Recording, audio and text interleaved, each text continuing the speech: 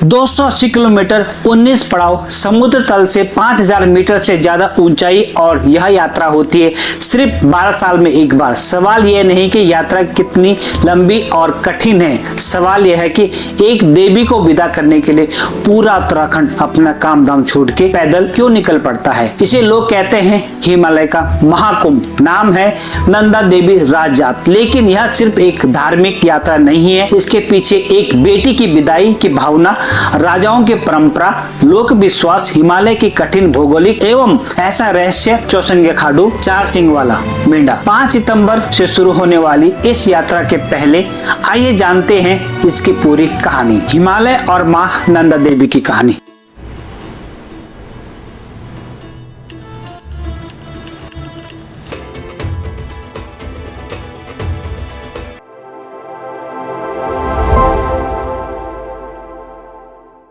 हिमालय को पहाड़ कहना सिर्फ नाइंसाफी होगी। यहीं से नदियां निकलती है, यहीं जंगलों और घाटियों के बीच सदियों से इंसान ने प्रकृति को देवत्व दिया है। हर क्षेत्र को अपनी देवी, हर गांव को अपना देवता। इन्हीं परंपराओं के केंद्र में है मां नंदा देवी।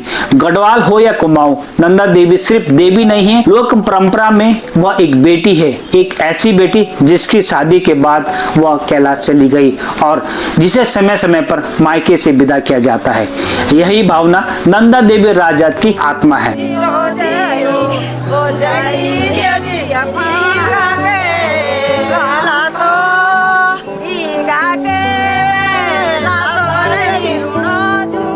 नंदा को स्थानीय परंपरा में माता पार्वती के लोकल स्वरूप से जोड़ा जाता है। नंदा का अर्थ भी आनंद और कल्याण से जुड़ा माना जाता है। लेकिन इतिहास के स्तर पर एक बात साफ समझनी जरूरी है, राजजात को वैदिक काल से चली आ रही यात्रा मानने की लोक मान्यता बहुत पुरानी है, लेकिन इसके वर्तमान स्वरूप के वैदिक काल से होने का प्रत्यक्ष प्रमाण उपलब्ध नहीं है। यानी आस्था इसे प्राचीन मानती है, लेकिन इतिहास के प्रमाण अलग अलग कालों में खोजता है और शायद यही राजजात की सबसे बड़ी खूबसूरती है। यह लोक विश्वास और इतिहास दोनों के साथ लेकर चलती है, राजाओं से लोक आस्था तक। एक समय आज का उत्तराखंड एक राज्य नहीं था। कुमाऊं में कतुरी और बाद में चंद वंश का प्रभाव था, जबकि गढ़वाल अनेक छोटे छोटे गढ़ों में बंटा हुआ था। नंदा देवी की पूजा इस पूरे क्षेत्र में धीरे धीरे मजबूत होती गई। कतुरी और बाद में राजवंशों के दौर में नंदा उपासना से जुड़ी अनेक मंदिर और परंपराएं विकसित हुई। लेकिन आज जिस विशाल राजजात को हम जानते हैं, उसका संगठित स्वरूप बाद में सामने आता है। बात करते हैं 15वीं और 16वीं सदी के आसपास। इतिहास में एक बहुत महत्वपूर्ण नाम आता है, राजा अजयपाल। स्थानीय परंपराओं के अनुसार उन्होंने गढ़वाल के अनेक छोटे छोटे गढ़ों को एक राज्य में संगठित किया था। यही वो दौर माना जाता है जब राजजात को भी अधिक संगठित स्वरूप मिला। इसका सीधा समकालीन पुष्टि करने वाला शिलालेख उपलब्ध नहीं, लेकिन गढ़वाल की मौखिक परंपराओं में अजयपाल का नाम आज भी महत्वपूर्ण है। और फिर आता है नौटी गांव। चमोली का वह छोटा गांव राजजात का आध्यात्मिक केंद्र है। यही राजेश्वरी मंदिर में पारंपरिक प्रक्रिया शुरू होती है। राजपुरोहित, पुजारी और परंपरागत अधिकार रखने वाले परिवार एकत्रित होते हैं और देवी से यात्रा की अनुमति मांगते हैं। नौटी के पास कस्बा राज परिवार का भी महत्वपूर्ण भूमिका मानी जाती है। स्थानीय मान्यताओं में उन्हें अजयपाल के छोटे भाई के वंश के रूप में जोड़ती है और राजजात के कई पारंपरिक अधिकार आज भी इन्हीं से जुड़े हुए हैं। यही इतिहास, लोक विश्वास और परंपरा एक साथ खड़ी दिखाई देती है। लेकिन असली सवाल अभी बाकी है, यात्रा शुरू होने का संकेत कैसे मिलता है? उसका जवाब है चौसंग्या खाडू। चौसंग्या खाडू देवी का निमंत्रण। चौसंग्या खाडू यानी 4 सिंग वाला मेंढा। आमतौर पर मेंढे के 2 सिंग होते हैं, लेकिन कभी कभी एक दुर्लभ आनुवंशिक परिवर्तन के कारण 4 सिंग विकसित हो सकते हैं। विज्ञान की नजर में यह प्रकृति की दुर्लभ घटना है, लेकिन उत्तराखंड की आस्था में यह सिर्फ एक जानवर नहीं, इसे मां नंदा देवी का दूत माना जाता है। लोक मान्यता है कि जब देवी यात्रा के लिए संकेत देती है, तब चौसंग्या खाडू का जन्म होना शुभ संकेत माना जाता है। उसके जन्म के बाद विशेष मेंढवी पूजन होता है, उसका श्रृंगार किया जाता है और उसे देवी के प्रतिनिधि के रूप में पूजा जाता है। इसके बाद यात्रा की तैयारी शुरू होती है। मार्ग, पड़ाव, देव डोलियां और रिंगाल की छतोलियां। और जब राजा चलती है तो सबसे आगे कौन होता है? राजा नहीं, कोई अधिकारी नहीं, बल्कि चौसंग्या खाडू। लोक विश्वास है कि वही यात्रा का मार्गदर्शक है। यात्रा को सबसे भावुक क्षण आता है हेमकुंड में। लोक मान्यता के अनुसार यहाँ विशेष पूजा के बाद चौसंगा खाडू देवी की भेंट लेकर त्रिशूल की ओर आगे बढ़ जाता है और फिर वापस नहीं लौटता है। विज्ञान इसका कोई प्रमाण नहीं देता है, लेकिन आस्था इसे देवी के धाम तक पहुंचने का प्रतीक माना जाता है और इतना महत्वपूर्ण है यह खाडू कि उसके ना होने पर यात्रा तक चल चुकी है। बात करते 1964 में उपयुक्त चौसंगा खाडू न मिलने के कारण राज्य स्थगित हुई और बाद में 1968 में आयोजित की गई। यानी यह यात्रा कैलेंडर से नहीं परंपरा से चलती है।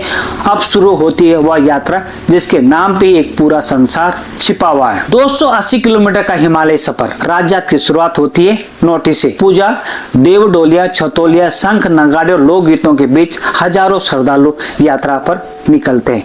जैसे जैसे यात्रा आगे बढ़ती है, अलग अलग गांव और स्थानीय देवताओं की डोलियां इससे जुड़ती जाती है। यही वजह कि राज्य सिर्फ नंदा देवी की यात्रा नहीं रह जाती, यह पूरे हिमालय देव संस्कृति का संगम बन जाता है।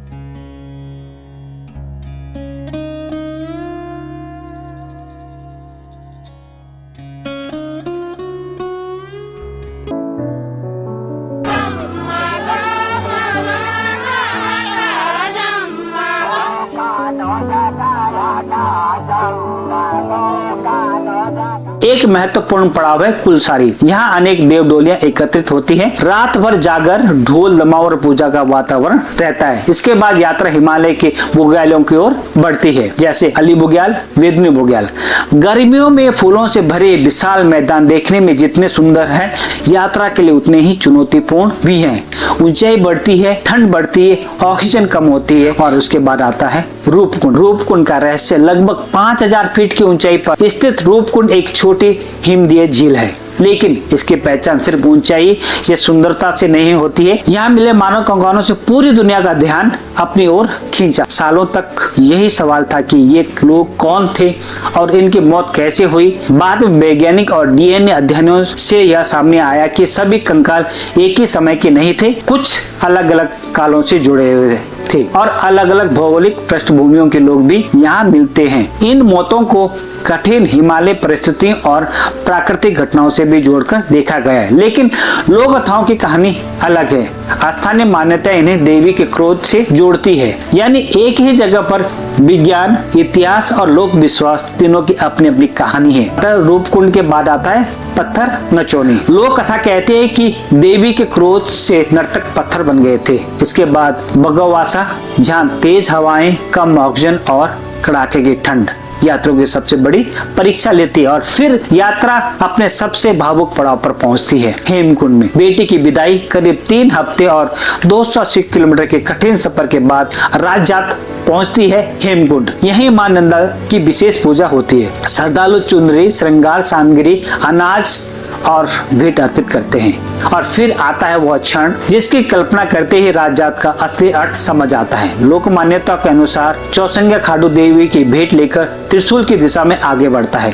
हजारों श्रद्धालु से विदा करते हैं, क्योंकि यह सिर्फ देवी की पूजा नहीं, यह एक बेटी की विदाई है, जिस बेटी को मायके से प्रेम आशीर्वाद भेंट देकर ससुराल कैलाश की ओर भेजा जाता है। इसलिए राजजात में शामिल होना केवल धार्मिक यात्रा करना नहीं है, बल्कि एक पूरी सांस्कृतिक भावना को जीना है। बात करते इतिहास से आधुनिक समय तक, सदियों तक राजजात की कहानी लोकगीतों, जागरण और मौखिक परंपराओं में जीवित रही। लेकिन 19 सदियों में ब्रिटिश शासन के दौरान हिमालयी क्षेत्रों का सर्वेक्षण और दस्तावेजीकरण शुरू हुआ। E.T. एट्किंसन और H.G. वॉल्ट जैसे लेखकों के गजेटरों में नंदा देवी की पूजा और क्षेत्रीय धार्मिक परंपराओं का उल्लेख मिलता है। आज आधुनिक सड़कें, संचार और तकनीकी आ चुकी है, लेकिन राजजात की मूल संरचना आज भी वही है। नोटी, राजेश्वरी मंदिर, कस्बा की परंपरा, राजपुरोहित, देवडोलियां, छतोली और चौसंगा खाटू। कुछ चीजें बदली हैं, लेकिन यात्रा की आत्मा नहीं। और बात करते हैं 2014 की राजजात यात्रा। 2014 की राजजात यात्रा आधुनिक समय के सबसे व्यापक यात्राओं में शामिल रही। देश विदेश से श्रद्धालु, शोधकर्ता, फोटोग्राफर और पर्वतारोही इसमें जुड़े। डिजिटल और सोशल मीडिया ने इस परंपरा को दुनिया तक पहुंचाया, लेकिन नई तकनीक के बावजूद भी यात्रा के मूल प्रतीक नहीं बदले, जैसे जैसे ढोल दमाऊ, लोकगीत, देवडोलियां, छतोलियां और चौसंगा खाडू। यही राजजात की ताकत है। यह आधुनिकता को अपनाती है लेकिन अपनी पहचान नहीं छोड़ती है। और बात करते क्या सचमुच इसे हिमालय का कुंभ कहा जाता है? राजजात को अक्सर हिमालय का महाकुंभ कहा जाता है। यह इसकी विशालता और व्यापक भागीदारी को देखते हुए प्रचलित नाम है। इसका कोई आधिकारिक या सरकारी उपाधि नहीं है। इसी तरह इसे दुनिया या एशिया की सबसे बड़ी धार्मिक यात्रा कहने वाली बातें भी सुनने को मिलती, लेकिन इसके लिए कोई सार्वभौमिक आधिकारिक रिकॉर्ड नहीं है। सही बात यह है कि नंदा देवी राजजात हिमालय की सबसे महत्वपूर्ण, कठिन और प्रतिष्ठित धार्मिक यात्राओं में से एक है, लेकिन इसकी असली ताकत किसी रिकॉर्ड में नहीं। इसकी असली ताकत उस भावना में है जो हजारों लोगों को 12 साल बाद एक साथ जोड़ती है। नंदा देवी राजजात को समझना सिर्फ एक धार्मिक यात्रा को समझना नहीं है, यह उत्तराखंड की आत्मा को समझना है। यहाँ राजाओं का इतिहास है, लोक कथाएं हैं, हिमालय की प्रकृति है, देव संस्कृति है और सबसे बढ़कर एक बेटी के लिए पूरे समाज का प्रेम। 280 किलोमीटर चलने वाले ये लोग सिर्फ एक रास्ता तय नहीं करते हैं, वो अपनी संस्कृति स्मृति को जिंदा रखते हैं। और शायद इसीलिए नंदा देवी राजजात सिर्फ हर 12 साल में एक बार नहीं होती। यह उन लोगों के मन में हमेशा जीवित रहती है जो अपनी मिट्टी, अपने पहाड़ और अपनी परंपराओं से जुड़े हैं। सभ्यता सिर्फ किताबों में नहीं बसती, उन लोगों के जीने से बसती है। 280 किलोमीटर, 19 पड़ाव, सैकड़ों गांव, हजारों श्रद्धालु और सदियों से चली आ रही एक अमूल्य परंपरा 5 सितंबर से एक बार फिर मां नंदा देवी की राजजात शुरू होने जा रही है। अगर यह कहानी आपको अच्छी लगे तो इसे अपने परिवार और दोस्तों के साथ जरूर शेयर कीजिए। कमेंट में बताएं क्या आप कभी राजजात का हिस्सा रहे हैं। उत्तराखंड के इतिहास, संस्कृति और देवभूमि की ऐसी अनकही कहानियों के लिए बुरांस को सब्सक्राइब करना न भूलें, क्योंकि हर पहाड़ की अपनी एक कहानी होती है और हम लाते हैं वही कहानी है। नमस्कार, मैं उपेंद्र रावत।